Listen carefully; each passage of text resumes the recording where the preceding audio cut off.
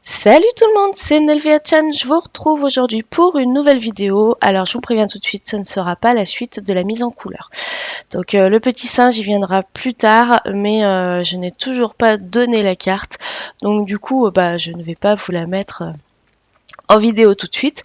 Donc celle-ci aussi, je ne l'ai pas encore donnée, mais c'est un petit peu moins grave parce que je ne suis pas en contact direct avec les personnes qui vont la recevoir. Donc voilà, c'est mes parents qui me l'ont demandé. C'est pour les 60 ans d'un couple d'amis. Voilà. Donc du coup, j'ai pour cette carte fait beaucoup de découpes silhouettes. Alors des découpes très fines de feuillage. Donc là, vous en voyez deux. Alors oui, ils sont différents, mais bon, pas énormément. Il y a plus de motifs, plus de motifs de feuillage que j'ai réalisé à partir d'un logiciel Illustrator, qui est un logiciel pro. Voilà, donc beaucoup de découpes, notamment ces cadres-là, c'est toujours la même forme, que j'ai aminci au fur et à mesure. Et voici les différents types de feuillage que j'ai réalisé.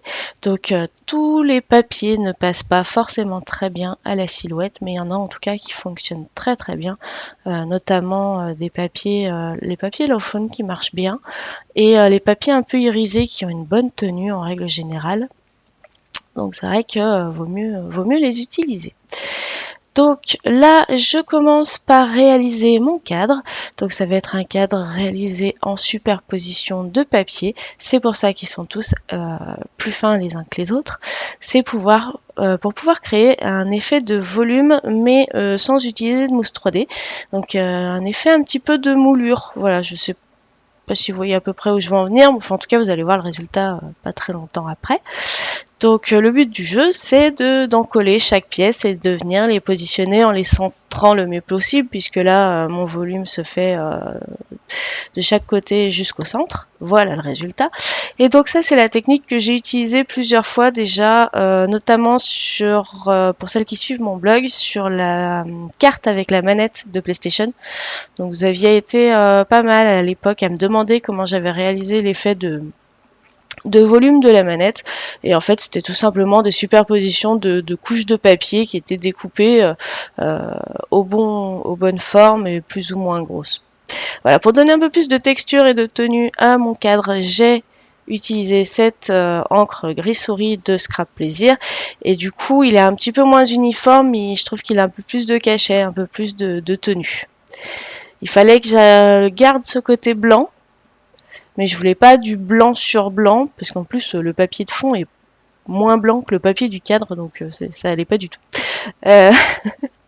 Maintenant je vais venir coller donc mes feuillages, ouais on va dire des feuillages, même si ça par exemple ça ressemble pas vraiment à des feuilles, mais bon j'avais envie, voilà, je l'ai dessiné comme ça, j'en avais envie. J'étais vraiment pas sûre que la silhouette arriverait à me découper ces formes-là. Donc dans le papier noir qui est du trophée de 110 grammes, ça s'est bien passé. Le gris là, c'est du Artemio, vous savez, il y avait des blocs, je sais pas s'ils sont toujours des blocs avec des feuilles dorées et argentées, donc ça vient de là. Celui-ci, ce papier jaune à motif, il venait kit de Simon Seston, donc c'est un papier imprimé, je me souviens pas de la marque franchement des papiers. Bref, ça marchait aussi, et les papiers Lawfon, ça va aussi. Donc je vais, maintenant que j'ai mis plein de feuillage en fond, je vais coller mon cadre, et pour ça je vais utiliser des Google Dots. Non, pas ça. Des Glue Dots. Voilà, non, Google n'a rien à voir là-dedans. Donc des glue dots, je vais y arriver, comme ça du coup ça me permet de bien coller mon cadre. En plus j'ai tendance à les oublier, donc ils sèchent un peu, et à avoir quand même des zones où il n'y a pas de colle, et je vais pouvoir venir y insérer de nouveaux feuillages que cette fois je vais positionner à la fois dessus le cadre, histoire de donner un petit peu d'effet de volume. Donc le but de l'histoire, c'est quand même d'avoir plein de feuillages un peu mélangés. Alors là, j'ai une petite coupure d'appareil photo, donc vous n'avez pas vu, mais le tampon, vous le connaissez, c'est un tampon Lawfon texte. Et j'ai décidé de cacher une partie du texte, donc je vais imprimer juste Happy Birthday et non pas To You, puisque la carte s'adresse à un couple et du coup To You, du coup ça me semblait pas des plus adaptés, hein, puisque ce n'est pas pour une seule personne mais pour deux. Donc voilà, j'ai squeezé la fin du texte et j'ai essayé de faire un petit raccord avec les zigouiouis de la fin. Enfin du début pour les remettre à la fin en fait. Alors j'ai utilisé l'encre Versa fine, c'est pareil, c'était dans la partie qui a été coupée. Et elle m'a encore fait des misères. Alors je sais pas quoi vous dire moi, elle est top cette encre, mais alors chez moi elle sèche plus, hein, donc du coup j'ai beau mettre de la laque dessus, y a rien qui sèche, ça m'énerve. Voilà, ça m'énerve. Bref, petite épreuve de précision là pour le coup pour coller les deux nombres en volume, des morceaux de 3D, de mousse 3D extrêmement fine, extrêmement fin. Ouais, enfin bref, vous avez compris. Et là, ça a été un peu la croix et la bannière pour arriver à avoir des morceaux suffisamment fins pour pas qu'on les voit trop une fois que ça s'était collé sur la carte. Mais bon, j'ai fini par m'en sortir, hein, voilà. Bon, le but c'était d'avoir un volume avec ce chiffre-là différent du volume du cadre.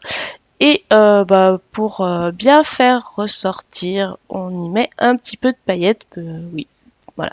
Je vous préviens, il n'y a pas de pointillés sur cette carte. Par contre, voilà, il y a le Wink of Stella. Hein, on reste dans les grands classiques de mes réalisations.